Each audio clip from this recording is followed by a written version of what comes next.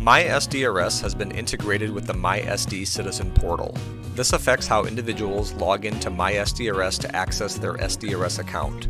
From the SDRS website, www.sd.gov/SDRS, click on the Log In Using MySD button in the top right corner. You will be redirected to the MySD login page.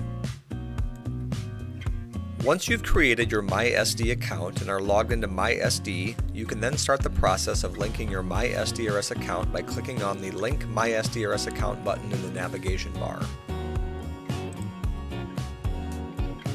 On the Link MySDRS Account page, enter your Social Security number, SDRS member ID, date of birth, and last name.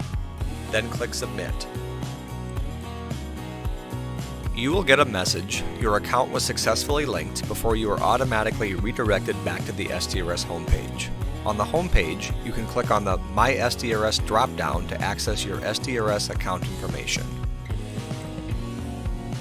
Stay updated on SDRS news and benefits through our publications, member education videos, social media platforms, and other SDRS resources.